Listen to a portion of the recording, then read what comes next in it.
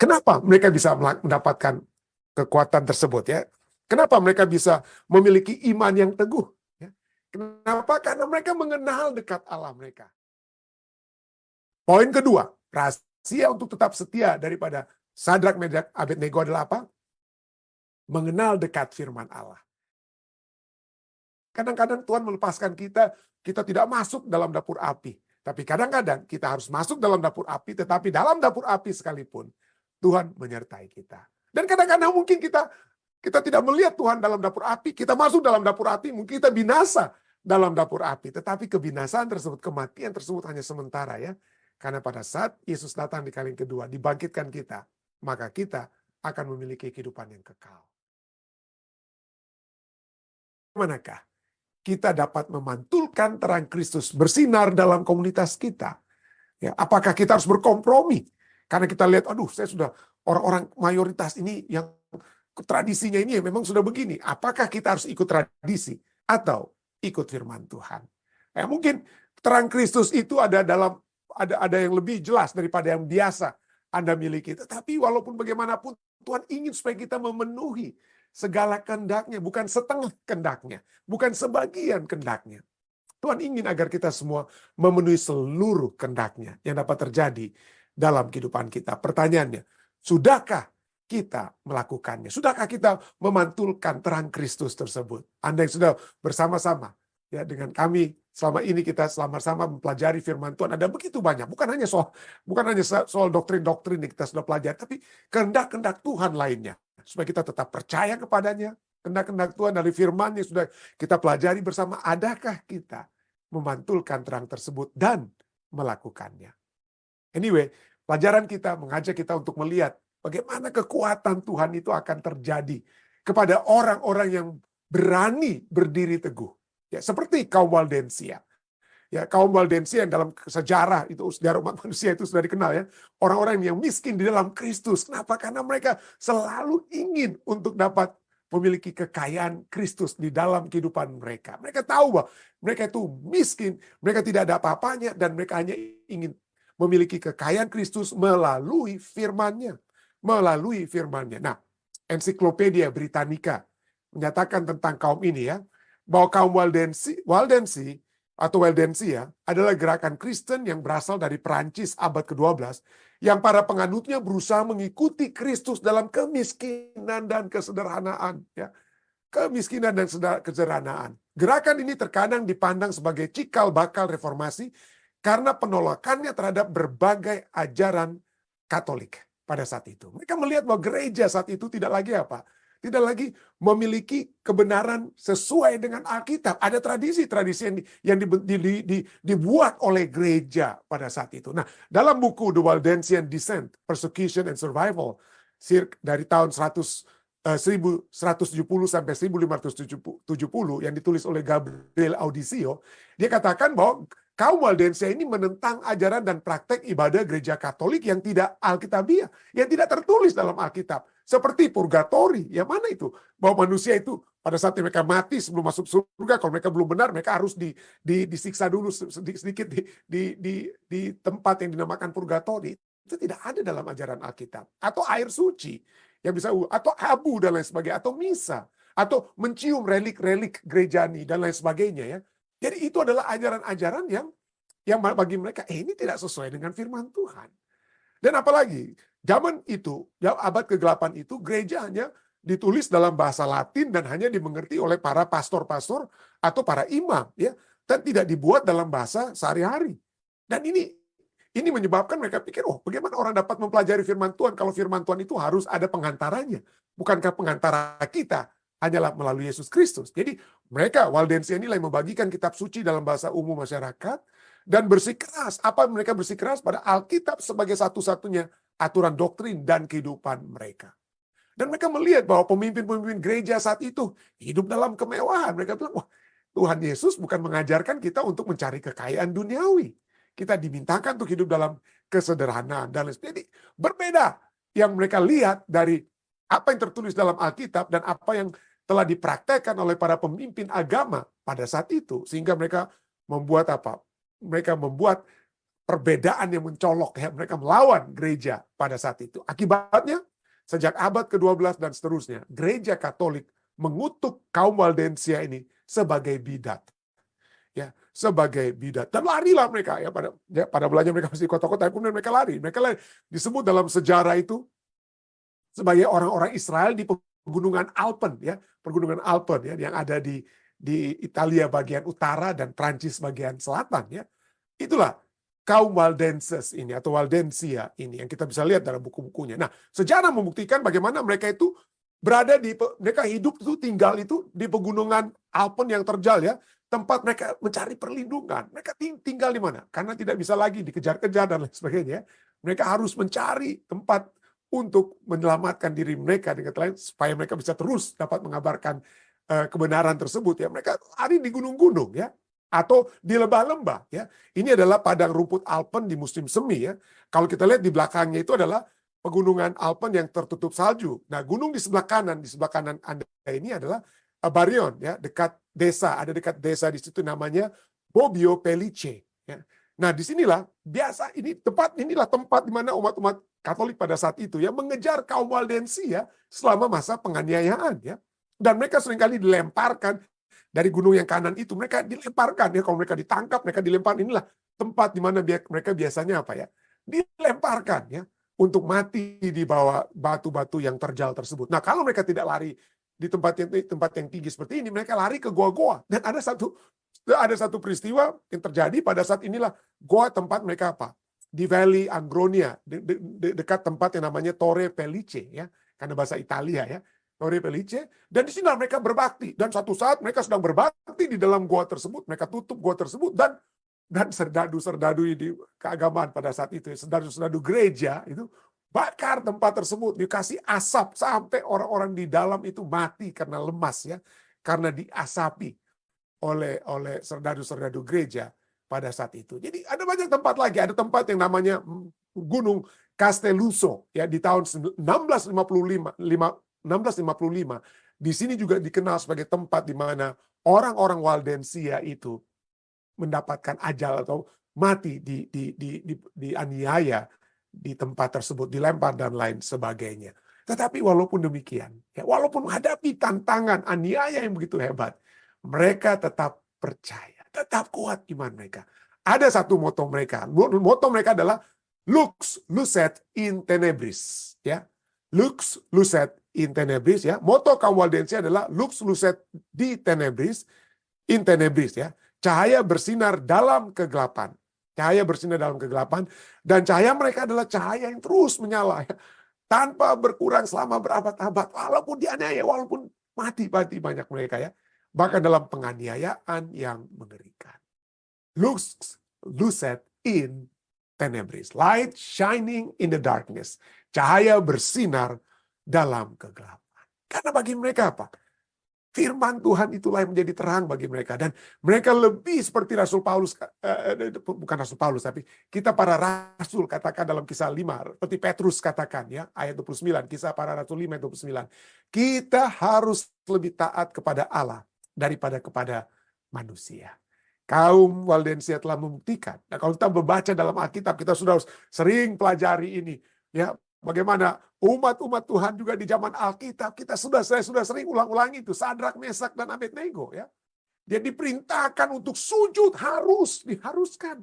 Harus sujud, menyembah patung yang telah didirikan Raja Nebukadnezar. Dalam Daniel 3, ayat 4-6. Ya. Dan siapa yang tidak menyembah, akan dicampakkan seketika dalam perapian yang menyala-nyala. Apakah mereka menyembah? Walaupun kita raja itu tidak dapat diganggu-gugat. Raja tidak dapat diganggu-gugat. Tapi raja ini ya, di Daniel pasal 2, dia menyembah Allah. Tapi di Daniel pasal 3, dia dapat lupa. Ini Raja Nebukadnezar ya. Daniel pasal 2 kita melihat bagaimana dia, pada saat Daniel berhasil memberikan mimpi yang dia sudah sedikit lupa, dan juga interpretasi dari mimpi tersebut. Waduh, apa yang terjadi di akhir dari Daniel pasal 2? Daniel pasal 2 ayat 46 sampai 47, sujud Raja Nebukadnezar itu dan menyembah Daniel. Itulah ya. Kalau kita menyembah manusia yang kita pikir hebat, tapi ya mungkin lebih bagus, lebih datang kepada Allah ya daripada datang kepada manusia ya. Tapi itulah ya, raja sujud menyembah Daniel. Berkatalah raja kepada Daniel, sesungguhnya lah Allahmu itu adalah Allah yang mengatasi segala Allah dan yang berkuasa atas segala raja. Tapi yang dia kenal itu baru Danielnya, tapi dia belum mengenal Allahnya Daniel. Itulah sebabnya di Daniel pasal 3, karena dia belum mengenal Allahnya Daniel, ya maka dia melawan apa yang sudah dinubuatkan oleh Daniel atau mimpinya sendiri. Mestinya kepala saja yang dari emas. Tapi sekarang dia mendirikan patung emas dan menyuruh semua orang untuk menyembah patung tersebut. Jadi ini sudah terjadi. Ya, sudah terjadi di zaman Daniel dan ini akan terjadi di waktu menjelang kedatangan Yesus. Saat ini kalau kita melihat ada persamaan antara Wahyu 13 dan Daniel pasal 3. Saya pernah juga sampaikan ini. Wahyu 13 ada bilangan. Kalau akhir dari Wahyu 13 Anda baca ada bilangan nama binatang itu adalah 666. Sedangkan dalam Daniel pasal 3 ada juga angka 6. Ya, yaitu patung Nebukadnezar itu tingginya 60 apa? 60 hasta, lebarnya 6 hasta. Ada 60 kali 6. Karena kita sudah pernah pelajari. Karena angka 6 ini adalah angkanya orang Babylon. Ya. Yang 1 jam 60 menit, 1 menit 60 detik, ya atau 360 derajat dan lain sebagainya, kelipatan 6 itu bukan ditemukan orang Amerika, bukan. Ditemukan oleh orang Babylon ya. Mereka suka sekali angka 6 ya. Angkanya manusia itu ya. Tapi itulah ya. Jadi ada persamaan. Di Wahyu 13 ada 666, Daniel pasal 3 juga ada 60 kali 6. Dalam Wahyu pasal 13 ada patung yang didirikan ya, secara simbolik ya, binatang pertama, patung dari binatang pertama. Sedangkan Daniel pasal 3 patungnya Nebukadnezar. Ada perbaktian universal. Semua orang yang ada di seluruh kerajaan daripada Babylon, kerajaan dan raja Nebukadnezar harus datang menyembah. Demikian juga perbaktian ya. Perbaktian universal juga itu akan ada dalam Wahyu pasal 13. Semua binatang yang pertama akan mengajak seluruh umat manusia untuk menyembah binatang yang pertama, binatang yang keluar dari dalam laut. Kalau kita pelajari Wahyu pasal 13. Dan kalau tidak menyembah, dari kedua pasal ini, Daniel 3 dan juga Wahyu 13. Daniel 3 sudah terjadi waktu lalu. Daniel 13, Wahyu 13 nanti akan terjadi. Akan ada ancaman kematian. Ada ancaman kematian. Ya. Nah, kita lihat ya, memang semua kalau yang dilakukan adalah setan adalah ancaman kematian. Ya. Kalau yang Tuhan lakukan adalah ancaman bukan untuk apa? Supaya mereka bertobat dan apa? Memperoleh keselamatan. Kalau Tuhan ya, bukan ancaman untuk kematian ya, tapi panggilan untuk hidup ya. Kalau kita lihat. Nah, kalau kita lihat ada persamaan antara Daniel 3 dan juga Wahyu pasal 13 bicara tentang apa? Semua. Kalau Wahyu 13 bicara semua yang diam di bumi harus menyembah patung ya. Seperti Nebukadnezar, Raja Nebukadnezar dalam Daniel 3, segala bangsa, suku bangsa dan bahasa harus sujud menyembah. Semua harus sujud menyembah. Kenapa? Karena setan ingin menandingi ya, melawan Allah kita ya. Allah kita sudah panggilannya untuk selamat, dia beritakan Injil keselamatan, diberitakan kemana? Ke atas bumi, bangsa, suku, bahasa, dan kaum. Ya. Tapi gantinya menyembah patung ataupun menyembah manusia, Tuhan ingin supaya kita menyembah apa? Allah itu sendiri. Dan itulah ya, itulah firman Tuhan yang sudah begitu indah. Kita sudah lihat bagaimana akan ada masa kesesakan. Daniel 12 ayat 1 bicara tentang masa kesesakan. Tapi sebelumnya kita lihat Mikael yang datang dan keluputan yang akan datang, yang akan tidak ada artinya masa kesesakan tersebut. Jadi kita sudah melihat ini. Kita sudah lihat ada masa kesesakan bagi Sadrak, Mesak, Abednego. Kita sudah lihat ada masa kesesakan bagi orang-orang Waldensia. Kenapa? Karena semua itu adalah satu pelajaran bagi kita. Ya, akan menjadi satu pelajaran bagi kita. Roma 15 ayat 4 katakan bahwa segala sesuatu yang ditulis dahulu telah ditulis untuk menjadi pelajaran bagi kita. Supaya kita teguh berpegang pada pengharapan oleh ketekunan dan penghiburan dari kitab suci.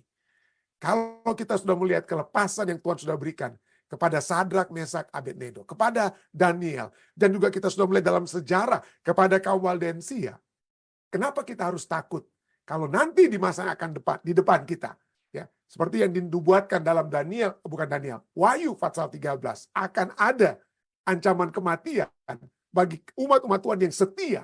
Kenapa kita harus takut? Ya, kalau kita mempelajari firman Tuhan, kita tidak perlu takut. Sama sekali tidak perlu takut. Ya. Sadrak, Mesak, dan Abednego, yang pada saat dia menghadap Raja Nebukadnezar yang marah, kenapa kalian tidak mau menyembah? Ya. Aku berikan kesempatan pada kamu untuk sembah lagi itu patungku itu. Tapi apa yang mereka katakan? Sadrak, Mesak, Abednego menjawab. Menjawab. Raja, tidak ada gunanya kami memberi jawab kepada Tuanku dalam hal ini. Jika Allah kami yang kami puja sanggup melepaskan kami, maka ia akan melepaskan kami dari perapian yang menyala-nyala itu. Dan dari tanganmu ya Raja. Tetapi seandainya tidak, sekalipun Tuhan tidak melepaskan, seandainya kami bukan dalam kelompok yang bisa lepas seperti kaum Valencia ada yang lepas, tapi mungkin masuk dalam kelompok yang dilempar dari gunung ya, mati di lembah tersebut. Tapi seandainya tidak, hendaklah, kata mereka, hendaklah Tuanku mengetahui ya Raja, bahwa kami tidak akan memuja dewa Tuanku dan tidak akan menyembah patung emas yang Tuanku dirikan itu. Ya, jadi coba kita lihat, cukup menarik bahwa di dalam kitab Daniel ada 12 fatsal, tapi hanya kali ini sajalah sahabat-sahabat Daniel itu berbicara. Kitab Daniel semuanya pada sering kali kita lihat Danielnya berbicara, Raja Nebukadnezar, Raja Belsasar, dan lain. Banyak orang yang berbicara. Sadrak, Mesak, Abednego itu tidak berbicara. Hanya kali ini saja mereka berbicara. Tapi apa yang mereka katakan adalah iman mereka yang kuat dan teguh kepada Allah. Ya. Allah yang sanggup untuk melepaskan. Dan jika tidak, kami tetap setia kepada Allah yang kami sembah tersebut. Ya. Kenapa mereka bisa mendapatkan kekuatan tersebut ya? Kenapa mereka bisa memiliki iman yang teguh? Ya. Kenapa? Karena mereka mengenal dekat Allah mereka. Dalam Daniel 3:17 mereka katakan apa? Allah kami. Mereka bukan katakan Allah Daniel. Raja Nebukadnezar dulu bicara kepada, wah Allahnya Daniel itu Allah yang hebat. Oke, itu pengetahuan yang dimiliki, second hand knowledge ya, yang dimiliki oleh Raja Nebukadnezar, sehingga dia tidak bertobat ya, bangun itu patung yang tidak sesuai dengan mimpinya. Tapi Sadrak, Mesak, Abednego, mereka katakan apa? Allah kami yang kami puja, sanggup melepaskan kami. Jadi mereka mengenal dekat Allah mereka. Ya. Coba kita lihat di sini ya. Kenapa? Ini satu hal yang sangat-sangat apa? Sangat-sangat memberikan kekuatan. Coba kita lihat Yakub. Pada saat Yakub lari dari pada saat dia kejar hendak dibinasakan oleh Esau ya. Yakub lari. Dan dia apa? Takut sekali, dia takut ya. Dia bermalam di satu tempat ya. Lalu dalam mimpinya, dalam penglihatannya, berdirilah Tuhan di sampingnya dan berfirman, "Akulah Tuhan Allah Abraham, nenekmu dan Allah Ishak. Tanah tempat engkau berbaring ini akan kuberikan kepadamu dan kepada keturunanmu." Dia diberikan jaminan kepada Yakub ya. "Sesungguhnya aku menyertai engkau dan aku akan melindungi engkau Yakub ya. Kemanapun engkau pergi dan aku akan membawa engkau kembali ke negeri ini sebab aku tidak akan meninggalkan engkau melainkan tetap melakukan apa yang kujanjikan kepadamu." Nah, kenapa saya baca ini dia? Karena menarik apa yang terjadi kemudian. Ayat yang ke-16, 19, 21. Ketika Yakub bangun dari tidurnya, berkatalah ia. Apa yang dikatakan? "Sesungguhnya Tuhan ada di tempat ini dan aku tidak mengetahuinya." Tidak mengetahui apa? Siapa yang tidak diketahui? Dia tidak tahu di mana dia sedang berbaring, dia tahu. Yang tidak dia ketahui itu Allah itu ya. Sebelumnya itu Allah itu belum menjadi Allahnya. Sebelum itu Allah itu adalah menjadi Allah orang tuanya, Allah ibunya. Tapi setelah Tuhan berbicara langsung melalui penglihatan malam itu kepada Yakub, apa yang terjadi? Ayat 19-20, mari kita terus baca. Ia menamai tempat itu Betel. Dahulu nama kota itu Luz. Lalu ayat 20. Lalu bernasarlah Yakub, "Jika Allah akan menyertai dan akan melindungi aku di jalan yang kutempuh ini, memberikan kepada aku roti untuk dimakan dan pakaian untuk dipakai, sehingga aku selamat kembali ke rumah ayahku, maka Tuhan akan menjadi Allahku." Sebelumnya Tuhan tidak pernah berbicara langsung dengan Yakub, melek penglihatan atau dengan langsung, tidak pernah. Tuhan bisa berbicara langsung dengan Abraham, nenek moyangnya atau kakeknya ya. Tapi Tuhan tidak pernah berbicara langsung kepada Yakub. Nah, pada saat Tuhan berbicara langsung dan Yakub melihat dalam penglihatan mimpinya itu, Allah itu hadir di sampingnya. Disitulah Tuhan itu telah menjadi apa? Yakub katakan menjadi Allahku. Allah Abraham, Allah Ishak, tadinya ayatnya yang kita lihat sebelumnya, Allah Abraham nenekmu, Allah Ishak, sekarang apa? Allah Abraham dan Allah Ishak itu sekarang Yakub katakan menjadi Allahku. Menjadi Allahku. Jadi supaya kita tetap kuat, tetap setia. Pertanyaan pertama, adakah Allah kita itu yang kita sering sembah itu sudah secara eksistensial menjadi Allahku, menjadi Allah kita secara pribadi. Jadi mengenal dekat dengan Allah. Itulah sebabnya firman Tuhan selalu apa ya? Mengatakan ya, bukan hanya kita mengenal Allah itu secara apa? Mengenal Allah itu secara dari segi pengetahuan, tapi pada saat Yeremia 31 ayat 33 sampai 34 berbicara tentang pengenalan akan Allah, itu pengenalan yaitu satu hubungan yang sangat dekat. Satu hubungan yang secara apa? Tidak kita sudah pernah belajar itu. Kata mengenal Allah itu bagaikan apa? Memiliki hubungan yang intim, hubungan yang sangat erat antara kita dan Allah kita. Poin kedua, rahasia untuk tetap setia daripada Sadrak, Medrak, Abednego adalah apa? Mengenal dekat firman Allah. Daniel 3 ayat 17 katakan, Allah kami yang kami puja sanggup melepaskan kami. Ya, Allah kami yang kami puja sanggup melepaskan kami dari perapian yang menyala-nyala itu dan dari tanganmu, ya Raja. Dari mana mereka dapat memiliki kekuatan ini? Dari mana mereka bisa tahu Allah itu sanggup melepaskan kami? Apakah di sini tidak disebutkan tentang apa ayat apa yang mereka kutip, ya, tidak disebutkan. Tetapi kita tahu kitab Daniel itu adalah kitab yang sudah apa? Ditulis setelah nabi-nabi memperingatkan tentang apa? Tentang penawanan yang akan terjadi ke dalam kerajaan Babel. Nah, nabi-nabi sebelumnya seperti nabi-nabi sebelumnya seperti Nabi Yesaya dan Yeremia sudah mengamarkan orang-orang yang akan sebelumnya bahwa akan ada penawanan dari Babilonia dan lain sebagainya. Jadi Sadrak, Mesak, Abednego juga seperti Daniel, mereka memiliki Alkitab mereka dari apa?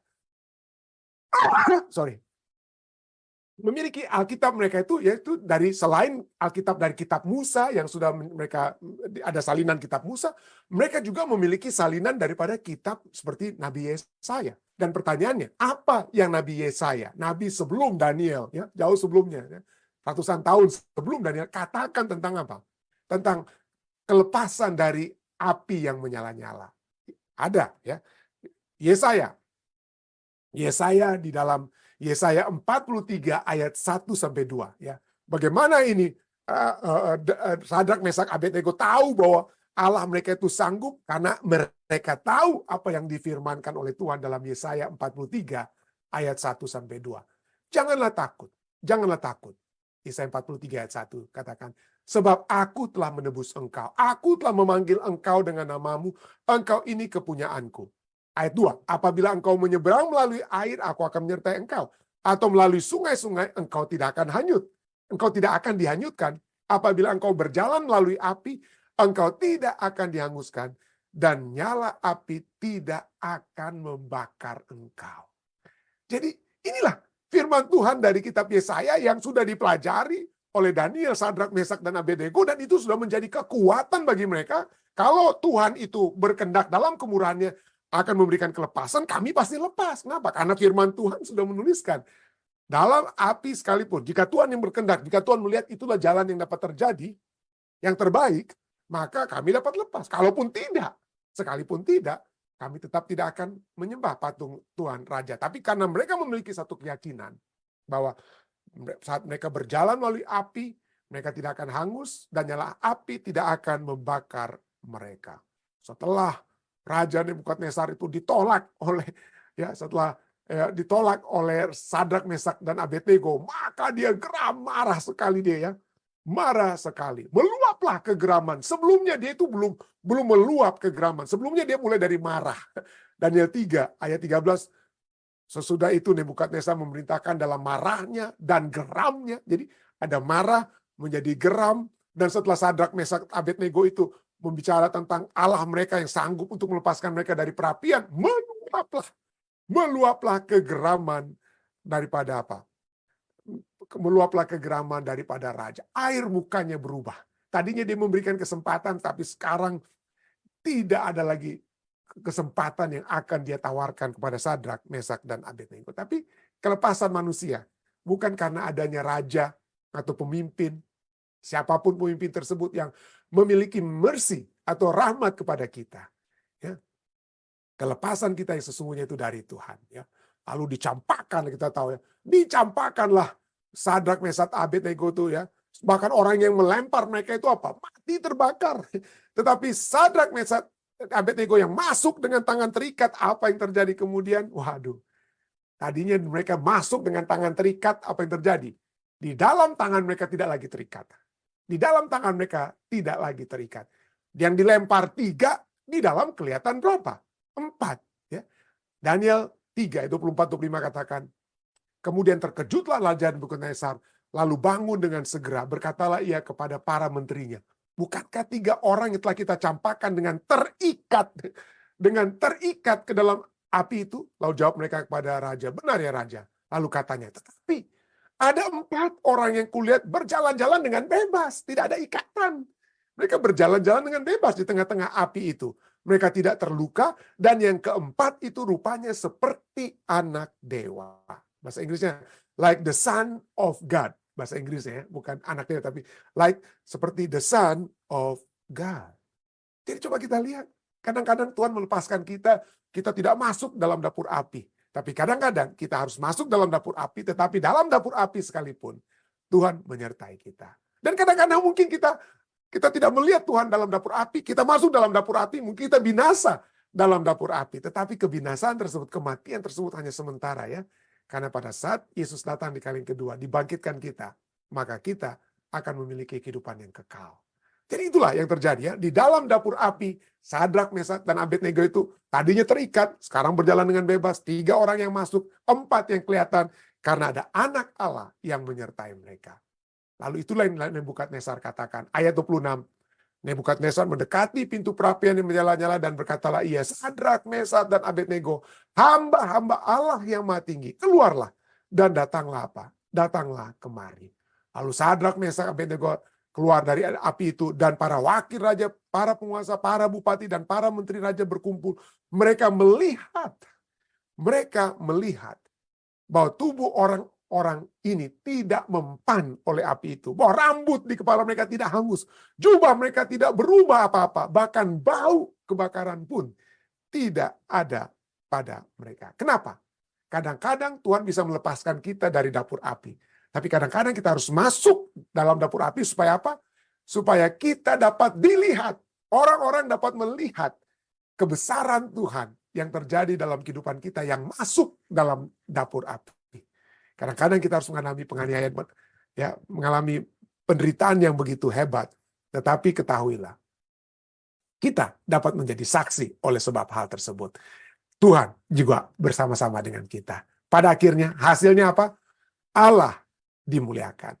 Berkatalah Nebukadnezar, terpujilah Allahnya, Sadrak, Mesak, dan Abednego. Ia telah mengutus malaikatnya dan melepaskan hamba-hambanya yang telah menaruh percaya kepadanya dan melanggar titah raja dan menyerahkan tubuh mereka karena mereka tidak mau memuja dan menyembah Allah manapun kecuali Allah mereka. Ayat 29.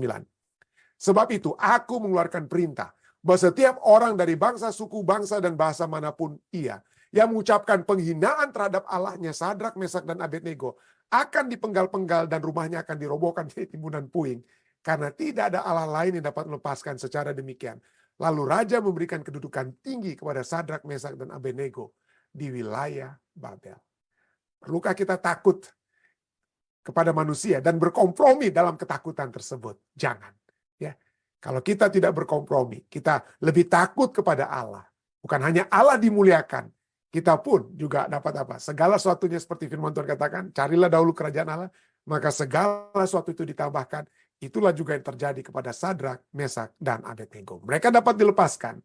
Tapi jika tidak sekalipun, mereka sudah katakan, dan seperti kita akan terus dapat katakan, kita tidak akan pernah kita menolak Allah yang telah menyelamatkan kita. Kiranya ini dapat menjadi kekuatan kita semua ya. Saya bawa ini dalam nama Yesus. Amin.